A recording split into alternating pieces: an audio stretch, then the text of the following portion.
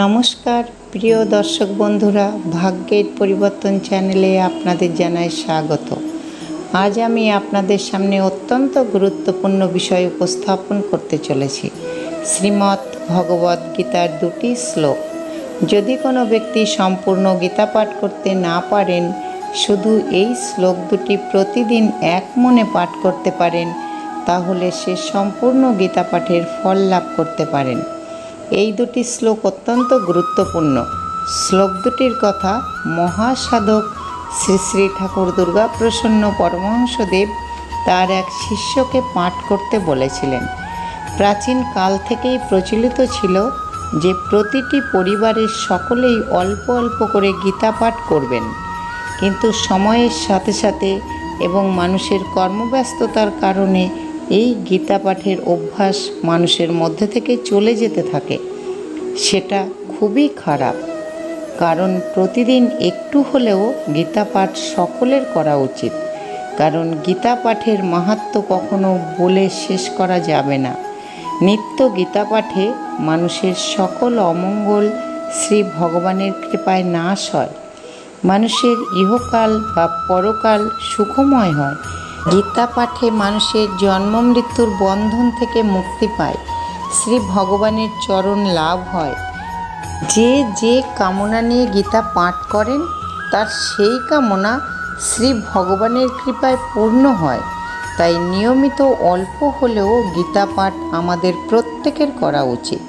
কিন্তু যদি আমরা কর্মব্যস্ততার কারণে সময় না পাই, তাহলে কোন দুটি শ্লোক আমাদের নিত্যদিন পাঠ করা উচিত, চলুন এবার তা জেনে নিই। শ্রী শ্রী ঠাকুর দুর্গাপ্রসন্ন পরমহংসদেব কোন দুটি শ্লোকের কথা তার শিষ্যকে পাঠ করতে বলেন এবং কেন বলেন, সেটা এবার এক মনে শুনুন। একদিন কথা প্রসঙ্গে শ্রী শ্রী ঠাকুর তার এক শিষ্যকে বললেন, রোজ একটু গীতা পাঠ করো। ঠাকুরের এই আদেশ পেয়ে তার সেই শিষ্যটি তার মনের দুর্বলতার কথা শ্রী শ্রী ঠাকুরের চরণে নিবেদন করলেন। বললেন, বাবা, গীতা পাঠ একটু করি বটে, কিন্তু প্রত্যেক দিন করা হয় না। ঠাকুর বললেন, কেন? উত্তরে শিষ্যটি বললেন, হয়তো ডিউটি করতে গেলাম, রাতে আর বাড়ি ফেরা হলো না, আবার পরের দিন ডিউটি করে বাড়িতে ফিরলাম। এই কারণে অনেক সময় গীতা সঙ্গে থাকে না, তাই গীতা পাঠও করা হয় না। কয়েকটা শ্লোক মুখস্থ করে রেখেছি, রোজ তাই একটু পাঠ করি। আপনি তো সবই জানেন। শ্রী শ্রী ঠাকুর বললেন, দুটো শ্লোক মুখস্থ করে নিও। গীতা যেখানে সঙ্গে থাকবে না, ওই দুটো শ্লোক পাঠ করো। উত্তরে শিষ্য বললেন, বাবা, আমি তো কয়েকটা শ্লোক রোজই পাঠ করি। শ্রী শ্রী ঠাকুর বললেন, ওতে কিছু হবে না। তারপর শিষ্যকে গীতার প্রথম অধ্যায়ের প্রথম শ্লোকটি পাঠ করতে বললেন।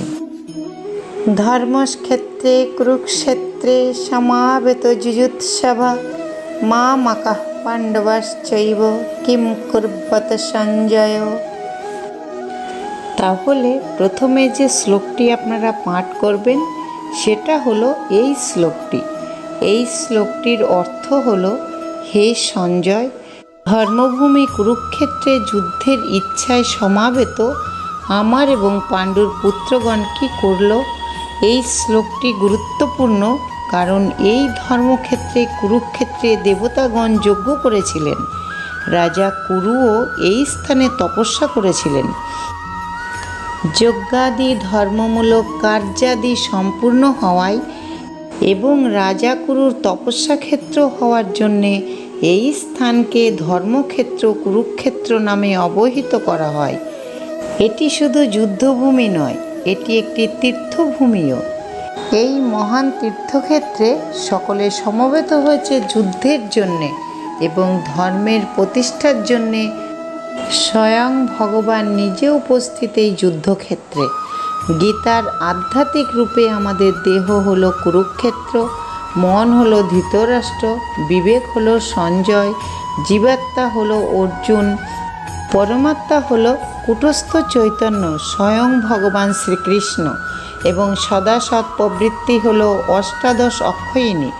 জীবের অন্দরে এই কুরুক্ষেত্রের যুদ্ধ প্রতিনিয়ত চলছে, অর্থাৎ ভালো খারাপের যুদ্ধ।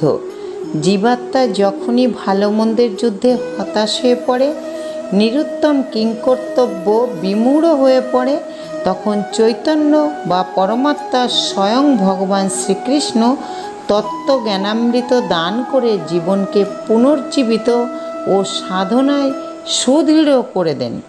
শ্রী শ্রী ঠাকুর দ্বিতীয় যে শ্লোকটির কথা বললেন তা হল অষ্টাদশ অধ্যায়ের শেষ শ্লোক। যত্র যজ্ঞেশ্বর কৃষ্ণ যত্র পার্থ ধনুর্ধর তত্র শ্রীর বিজয়ভূতি ধ্রুবা নীতির মতির মম। এর অর্থ হল, যেখানে যজ্ঞেশ্বর ভগবান শ্রীকৃষ্ণ ও গাণ্ডীব ধনুর্ধারী অর্জুন অবস্থিত, সেখানেই শ্রী বিজয় বিভূতি ও অচল নীতি বিদ্যমান। এই হলো আমার অভিমত। এই শ্লোকটি এত গুরুত্বপূর্ণ কারণ শ্রী ভগবানের ভক্ত জন্ম জন্মান্তরের কুসংস্কার ও সাংসারিক মায়ামোহে বিভ্রান্ত হয়ে নিজের ধর্মকর্ম থেকে পরিভ্রষ্ট হওয়ার উপক্রম হলে স্বয়ং ভগবান তার মধ্যে তত্ত্বজ্ঞান উপদেশ দেন এবং শক্তি ও আশীর্বাদ সঞ্চার করে তাকে রক্ষা করেন।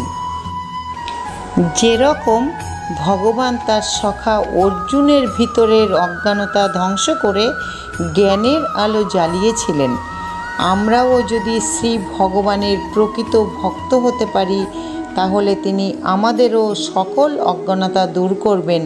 তাই শ্রীকৃষ্ণ আমার পরম বন্ধু এবং আমি তার সখা অর্জুন, এই ভাব রাখতে হবে। স্বয়ং ভগবান পাশে থাকলে আমরা সর্বত্র বিজয় লাভ অবশ্যই করতে পারব। এই দুটো শ্লোক বলে শ্রী শ্রী ঠাকুর বললেন, এই দুটো শ্লোক পাঠ করলে তোমার সমস্ত গীতাই পাঠ করা হয়ে গেল।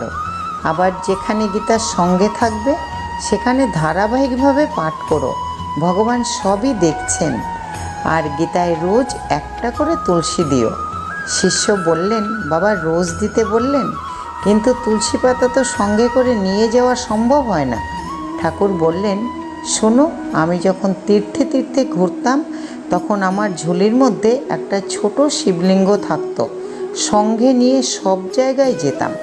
দেশ থেকে যাবার সময় বেলপাতা শুকনো করে গুঁড়ো করে নিয়ে যেতাম। প্রতিদিন শিবলিঙ্গ স্নান করিয়ে একটু বেলপাতার গুঁড়ো দিতাম। ইচ্ছা থাকলেই উপায় হয়, ভগবান সবই করে দেন। এবার শোনো, নিত্য গীতা পাঠের কি গুণ। আমার জন্মস্থানে অনেক ব্রাহ্মণ পরিবার ছিল। গ্রামের মধ্যে একজন সাত্ত্বিক বয়স্ক ব্রাহ্মণ ছিলেন। আমরা সকলেই জ্যাঠামশাই বলে ডাকতাম। যখন তার মৃত্যুকাল উপস্থিত, বাড়ির সকলেই তার যত্ন করছেন, কাছে বসে হরিনাম শোনাচ্ছেন, কিন্তু প্রাণবায়ু আর যাচ্ছে না। আমি ছোট থেকেই এই পথে আছি সকলেই জানত। তার ছেলে এসে আমাকে বললেন, ভাই, বাবার এরকম অবস্থা, ভীষণ কষ্ট পাচ্ছেন, তুমি একটু চলো। আমি গিয়ে দেখে বললাম, উনি কি নিত্য কোনো ব্রত পালন করতেন? সকলেই বললেন নিত্য গীতা পাঠ করতেন। তখন আমি বললাম, ওনাকে পবিত্রভাবে রেখে মাথার কাছে বসে সম্পূর্ণ গীতা পাঠ করুন। এই কথা বলে আমি চলে এসেছি। পাঠ যখন শেষ হলো তখন ওনার প্রাণবায়ু চলে গেল। সঙ্গে সঙ্গে এসে আমাকে খবর দিলেন। এসব আমার নিজের চোখে দেখা। গীতা নিত্য পাঠ করলে তার একটা গুণ আছেই। ভিডিওটি দেখে যদি আপনাদের ভালো লাগে তাহলে একটা লাইক শেয়ার করে দেবেন।